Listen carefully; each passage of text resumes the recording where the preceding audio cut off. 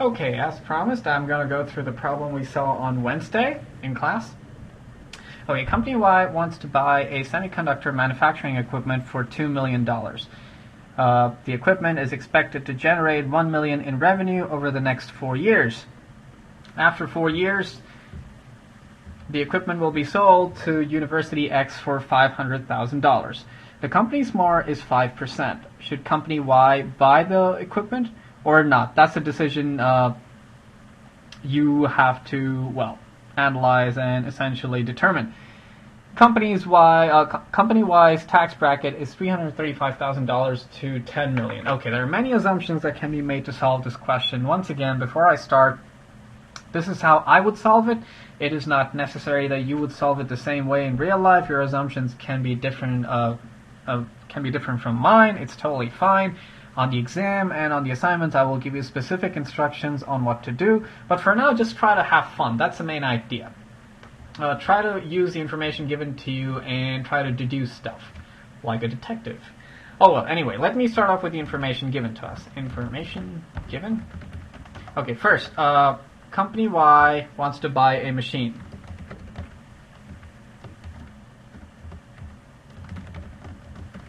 Yes or no? That's the main problem we have. Cost of the machine is $2 million. Then the equipment is expected to generate $1 million in revenue over the... okay, so this is why the confusion occurred in class. Make a note. What I meant was the equipment is expected to generate $1 million in revenue annually over for the next 4 years. So the revenue is going to be $1 million. Somebody in the 8 a.m. class brought this up. Anyway,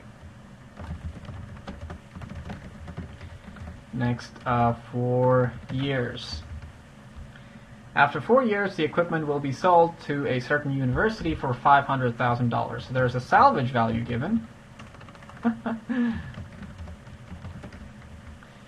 Salvage value happens to be $500,000. Okay, fine. The company's MAR is also given, which happens to be 5%. Okay, where do I go from here? Now, okay, and tax bracket as well. Let me put that in.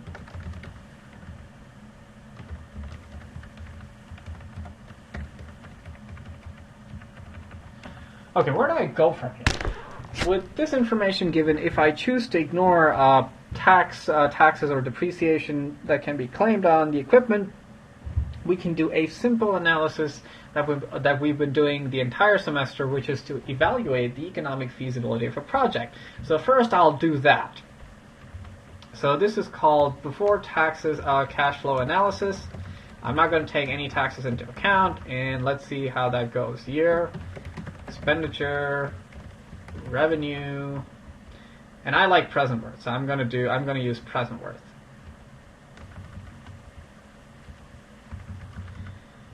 Okay, present worth of expenditures, present worth of revenue. Let's see.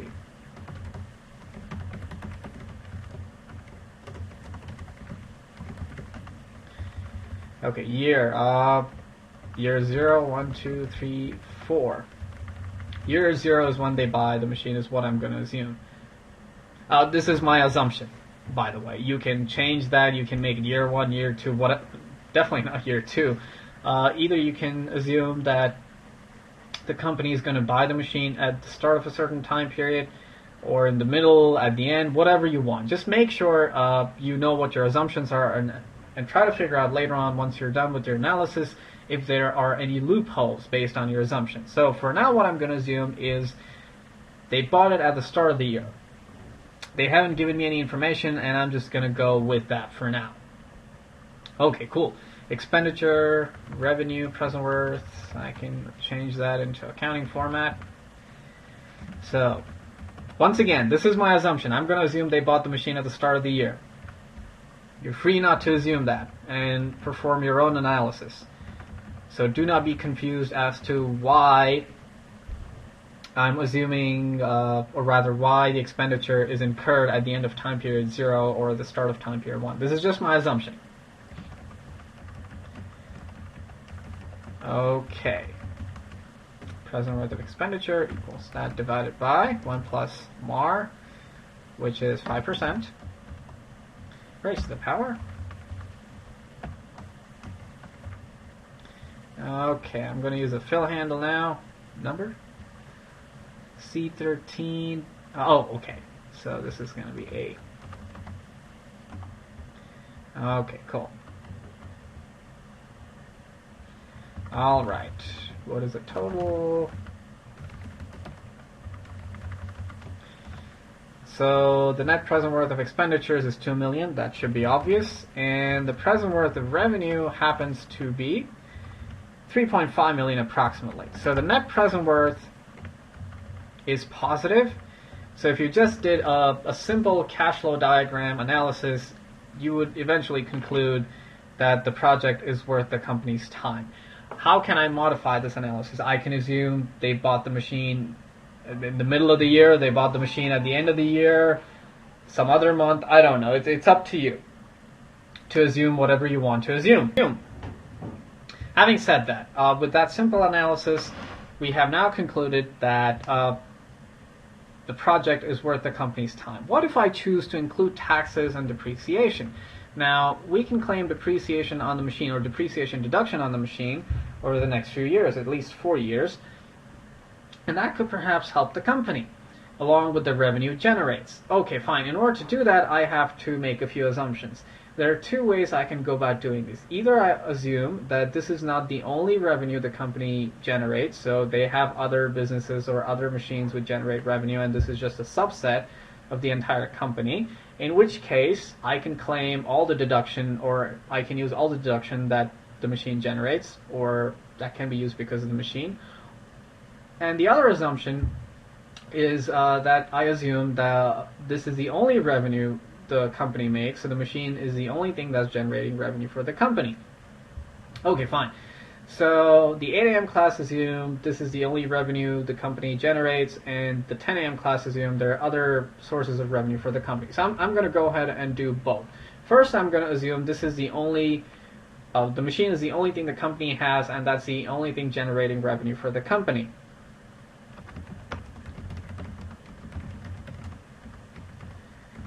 Okay, in which case, the tax bracket information becomes completely irrelevant. Why? Because you don't need this information anymore. You know that this machine is the only thing generating revenue, so you can see your revenues right here. Oh, speaking of which, I apologize, there is a mistake here. That's supposed to be plus 500,000. Okay, that didn't change my answer by much. We still have a positive present worth. That's good. Okay, fine. Just note that correction. I forgot to add the salvage value at the end of 4 years when they sell the machine. So the net present worth is close to 2 million if you don't include taxes or depreciation. Okay, coming back to my point. Coming back to the other point again. So only the machine is going to generate revenue. So now this information is obsolete. We do not need to even bother about that piece of information. And let's see what our answer is based on taxes and depreciation. Now this is called after taxes cash flow analysis, so, or after tax cash flow analysis. Let me just put that down. Okay, cool. The assumption is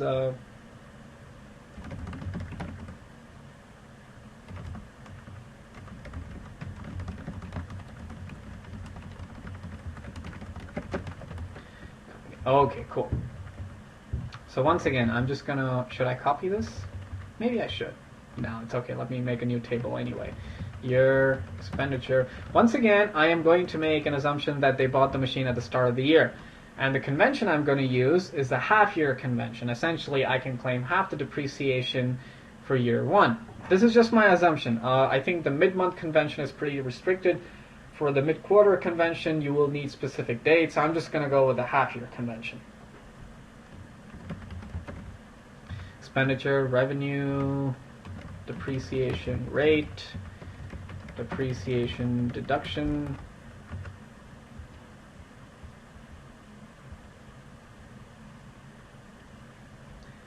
and finally, What else do I need? Okay, let me solve for this first.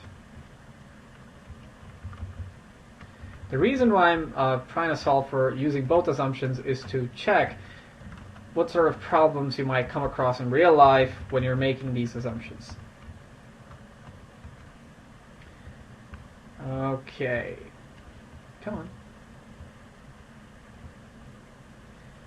Accounting format, expenditure. Okay, I can just copy that from here.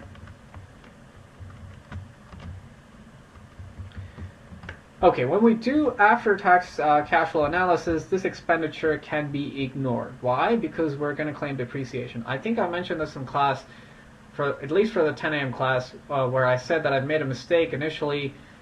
I did tell you, if I remember correctly, for both classes that if you incur an expenditure for buying a machine, you can write that down as an expenditure or a cost in a certain year and claim that as a deduction on top of the depreciation depreciation deduction you're going to claim for the next few years. That is incorrect. Right now, that's what I think. As far as I know right now, that is incorrect. If you buy a machine, you can reclaim the money spent on the machine via depreciation deduction. So the $2 million over here, I cannot use that to reduce my revenue for that particular year. So I'm just going to delete that. I do not need year 0 for my after-tax cash flow analysis. I'm going to take that out, in which case I can just copy, or rather cut that and paste it right there. Okay, cool.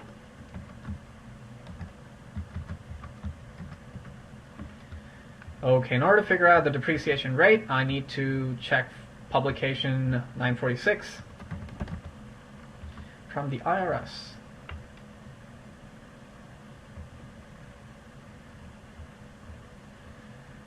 Oh,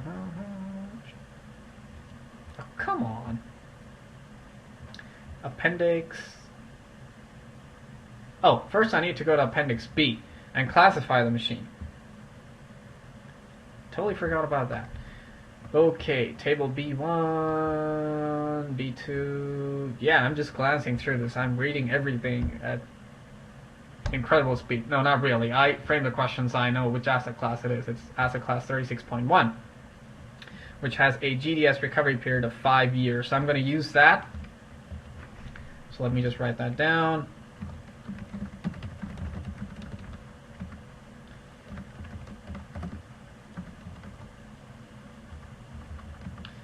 Okay, so what is the depreciation rate? For that, I need to go to Appendix A.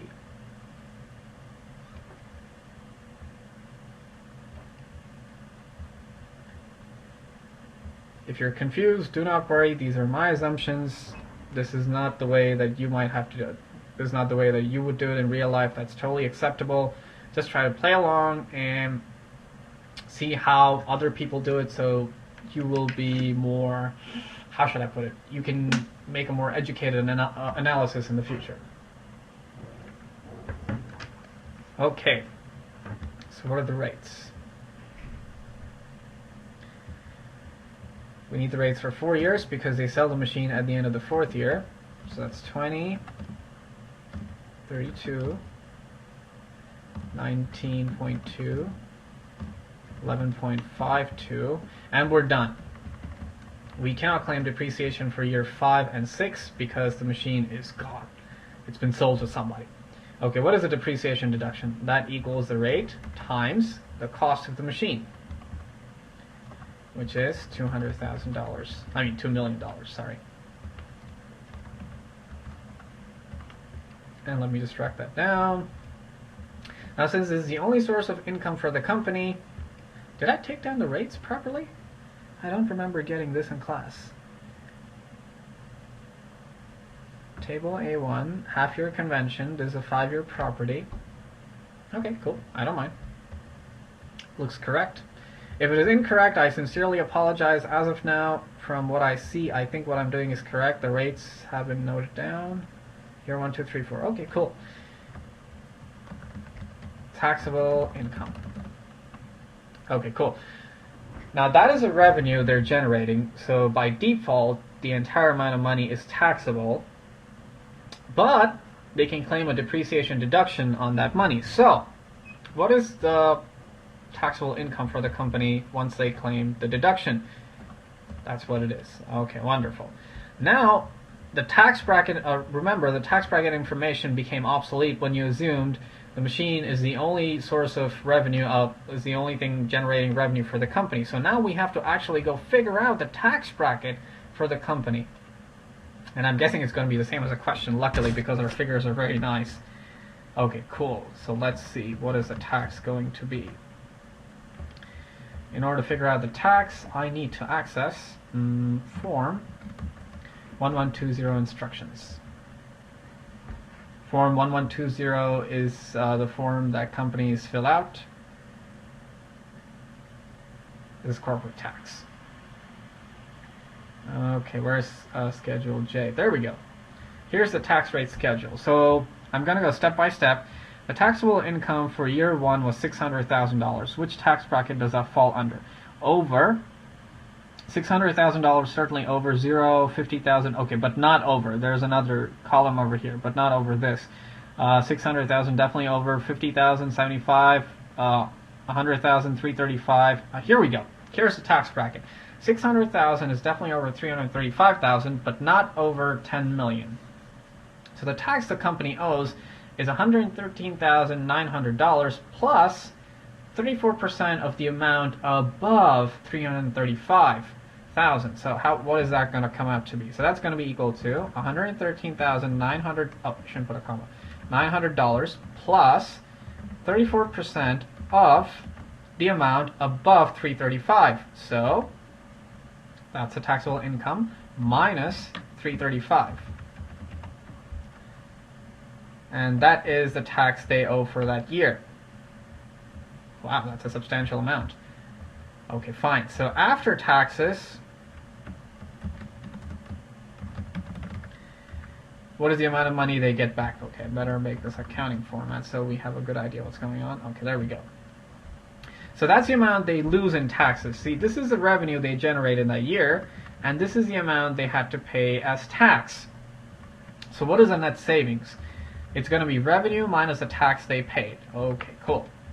So that is the amount of money they make for the next 4 years. Is there something that I might have missed out over here? Perhaps, maybe it's something related to depreciation. Now remember, this is applied, depreciation is applied for the GDS method. It is assumed that the salvage value is going to be 0.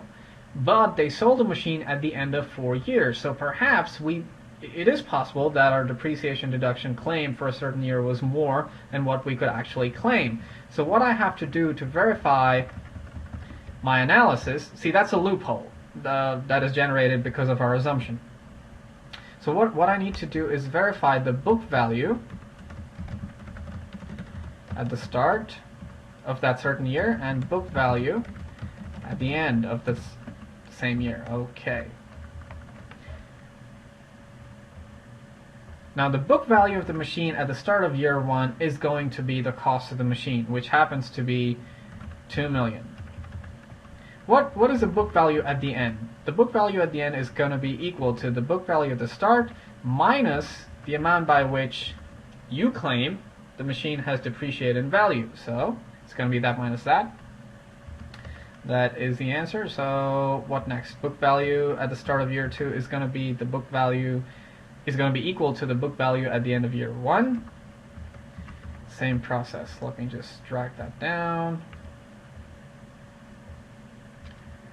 Okay, so we're in trouble here.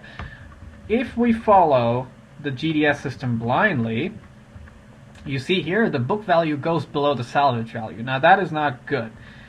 At the start of year 4, the book value of the machine was $576,000. You sold the machine for $500,000. So that means the machine depreciated only by $76,000 in year 4 and not $230,400 that we claimed. So all I have to do is change it. This is the book value at the start minus the amount for which the machine was sold for, or the salvage value. So that gives us 76, and everything else is taken care of automatically. So in year 4, we can only claim $76,000 as depreciation, and that changes our taxable income, so on and so forth. This is a net savings. We know the present worth of expenditures, which was $2 million. Now let's figure out the present worth of savings.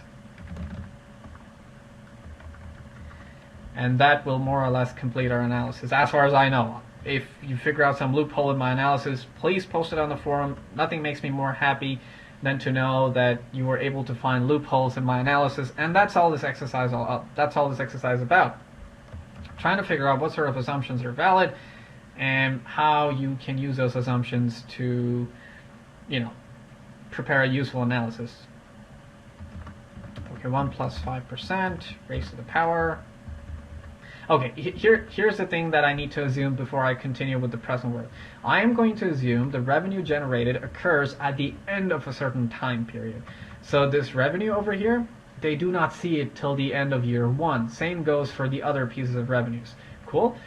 Why is that convenient for me? Because I can draw simple cash flow diagrams and shift all the arrows.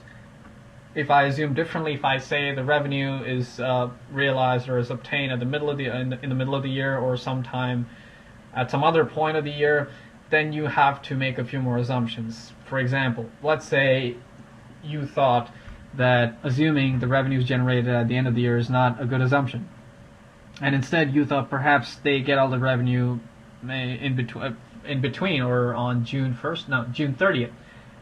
In which case, what do you have to do? Maybe you have to make a few assumptions with the MAR. Instead of applying 5%, you might have to apply 2.5. I don't know. I'm not going to go deep into that because I'm going to make life convenient for myself. I'm just going to say the revenue is generated at the end of the year, and I'll stick to that for now. But keep that in mind. If you're not going to assume the same thing, then you have to modify your calculations. It's up to you how you go about doing it. Just make sure in real life, what you have to do is to make sure that if you're assuming something, nobody can come and counter it. So what do I mean by a counter? If you say that the MAR is 5% for a year, and if I assume the revenue is generated in the middle of the year, so I'm going to assume my MAR is 2.5% for that time period from the middle to the end of the year. A counter does not involve asking somebody, why did you make it 2.5 instead of, I don't know, 5 divided by 1 plus something square. I don't know. So I'm not saying that is a counter. That could be a counter, but that's just counterproductive. A better counter would be, okay, I understand that you made your MAR, you used 2.5% as a MAR for year 1, but how did you get these numbers? Is there a mistake in your calculation? Something like that. Did you miss out? Did you miss something out? That could be a valid counter. So I just want you to be clear on that. I'm not going to counter you. In real life, if you and I were doing an analysis and you presented yours to me, I would not counter you on your assumptions. Your assumptions are for you to make. However, if your assumptions violate the rules, perhaps, or your analysis does not match your assumptions, then I'll come up with a counter. That's all I want you to understand. Is that a typo? Yes, cool. I will accept that. Okay, so what is a present worth?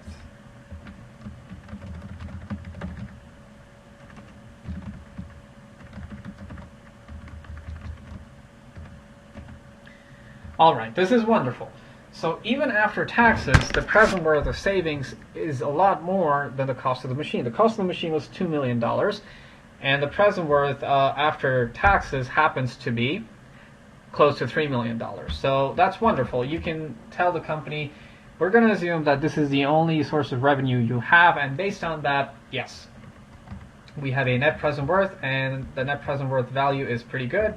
So go ahead and buy the machine, invest in the machine, is what I would say. But sure, you can always give fancy presentations, do other things, hoodwink them. That's up to you. I'm not going to delve into how you present the idea to a company. Okay, fine. So that was assumption 1, where the machine is the only thing that generates revenue for the company. Now, I could have done assumption, I could have gone the other way and assumed the machine is not the only thing that generates revenue for the company, but I'm not going to do that because all my depreciation deduction values are lesser than the revenue generated by the machine. So instead, I'll try to answer this question. How would making the other assumption, which is this machine is not the only source of revenue for the company, when would that affect us for this problem? So for example, the cost of the machine happened to be $2 million, so that's great. What if I change that to, let's say, $4 million? What happens then? See, you have a year in which the depreciation deduction... Okay, so ignore that value there because that's a modified value that I have there. But look at the first three values. The first year, you could have claimed $800,000 depreciation deduction, which is okay because the revenue generated by the machine is $1 million, so this calculation after that holds. But in year two, you can claim a depreciation deduction of $1,280,000, which is amazing. But that is more than the revenue your machine generates. So what does that even mean? Is your taxable income negative? No, I don't know that. If I make the assumption this machine is the only source of revenue for the company, yes, in that case the taxable income is negative, and then you have to follow a few rules. I think it's called the net operating loss, in which case you can carry over the deduction for the next few years, so on and so forth. However, if you're assuming this machine is not the only source of income for the company, and they generate other income as well, in that case you can carry over the remaining depreciation deduction, in our case it's $280,000, to other sources of revenue. So all I'm saying is, if the cost of the machine was $4 million, this assumption would involve a lot more work. The assumption that this machine is the only thing that generates revenue for the company, that would involve more work because you now have a negative taxable income, so you have to figure out, can that be claimed as a deduction next year, so on and so forth. However, if you assumed that this machine is not the only source of income for the company, and the company makes money in other places, then you would just take this depreciation number and apply that to the whole income of the company, or the final income of the company. And that's what I was trying to talk about in class when I said for every dollar of revenue you make, you pay 34 cents, and every dollar of depreciation deduction you claim, you save 34 cents. So that's when that approach becomes more helpful. But don't worry, I'm not going to give you tricky questions like this on the exam or on the assignment. We will leave that for now, and is that all? Yes, that's all I have for you for today. I will see you in class.